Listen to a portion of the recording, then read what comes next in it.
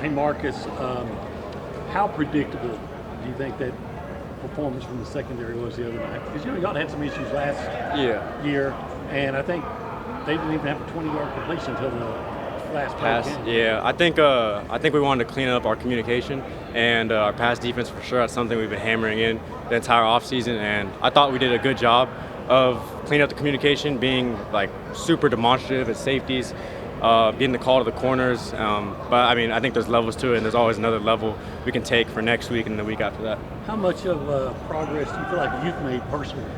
I think I've made progress from last year. I think my second year being the SEC, I feel a lot more comfortable. I feel like I'm playing faster, my reads are faster. But like I said, I even for myself, like there's levels I can get to with my tackling, my pursuit to the ball, leverage. Like there's levels to it. And you were very productive in that game. I think it was 7 tackles, 2 passes broken up. Was there a play that you made that kind of stood out to you? And is that what we should expect from you consistently? Yeah, I definitely want to be a productive player, consistent. That's always the goal for anyone. And for me, the play that stood out was the almost interception. I got to catch that, and I should have made that play. Yeah, because you've had a bunch of interceptions last year. Yeah, I got better hands. I got to make that play. What did you see from Utah State as you guys started to scout them and get ready for this one? Yeah, they're a good team.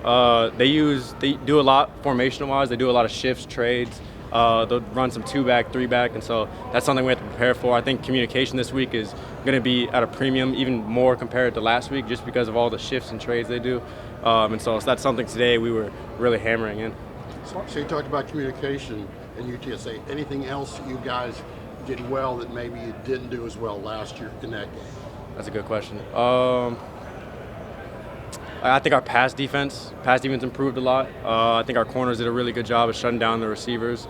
Like you mentioned, they didn't really complete any long passes like that against us, and I think that'll be a trend moving forward. What needs to improve when you guys looked at the film? What points did you say, hey, we need to get better at? I think tackling overall as a defense, we can all be better tackling for sure. There's runs that should not have spit out.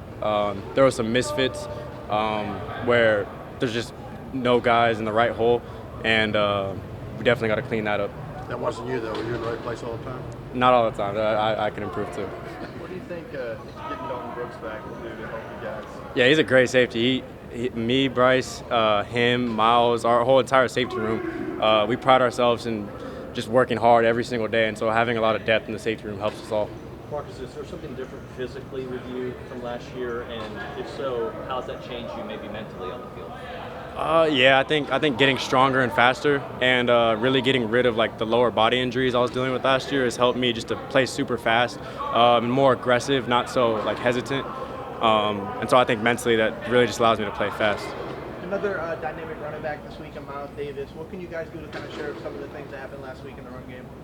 Could you repeat the question? Sorry. So another dynamic running back this week in Miles Davis. How do you shore up to make sure he doesn't have the same type of impact that Robert Henry was able to have last week? Yeah, I think that started yesterday really in practice in scout versus or good on good.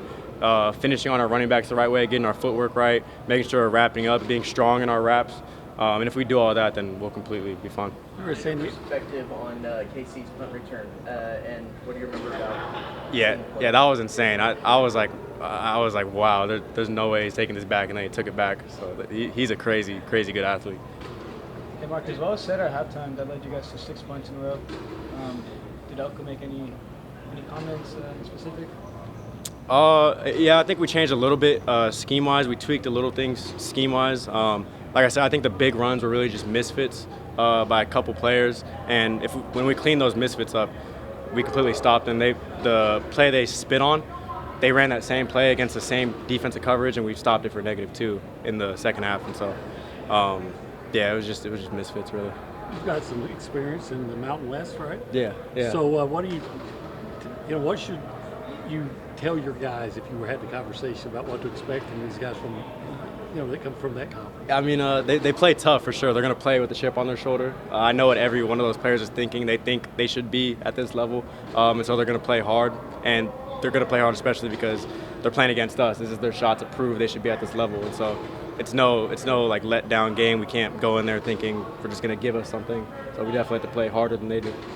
Did you face Utah State over in St. Yeah, I did my freshman year. What do you remember about that game that you had against them? I think it went to like triple overtime. They barely beat us last overtime. Yeah, but it was a good game. They play hard. So you had to go against Craver a lot in fall camp. What makes him so good, able to make those plays he made? Well, I think I was so coach. I think I know you guys have seen he's insanely shifty. He can move incredibly well laterally and vertically. Super fast, super smart player. He knows football. And he's just a dog, honestly. Like he's a winner. Coach talked about finding the joy for some of the older guys. Just in every single game, it seemed like from your first snap to your last, you brought so much energy. Do you feel like you went out there just with a new perspective, maybe? Yeah, honestly, I just went out there and had fun. Like I said, I think in the offseason I really worked hard to get stronger, get faster, and Coach Moffitt and his staff did a great job of developing me the entire offseason. So when I went out there, I just went out with full confidence, knowing I've been trained to do what I need to do. You mentioned some of the misfits. What would you say? Is there like one or two reasons why they're happening, and how fixable do you think they are? They're super fixable. I think there's a plentiful of reasons on why that could happen, either like fatigue or maybe you just forget the call, see the wrong call. There's a lot of reasons on why that could happen. And yeah, that's an easy fix, super easy fix. Marcel Reed, great game Saturday night, almost 300 yards, 4 touchdowns. Yeah. So just what have you seen from just defending his passes throughout camp? Yeah, he's an amazing leader, an amazing quarterback. I believe he's a true dual threat. He can defeat you passing the ball, and then if he wants to, he can defeat you running the ball. And so teams definitely have to worry about both aspects. What do you think of the LED lights? You take a minute to maybe watch them at the start of the fourth quarter. Yeah, no, they were sick. I've never seen LED lights in person. That was my first time, and so yeah, that was amazing. So you're playing Utah State. Is it hard not to think about Notre Dame? No, honestly, not really, because Utah State is capable of beating us, and so I don't want to get beat by Utah State, so we have to think about them first. Yeah.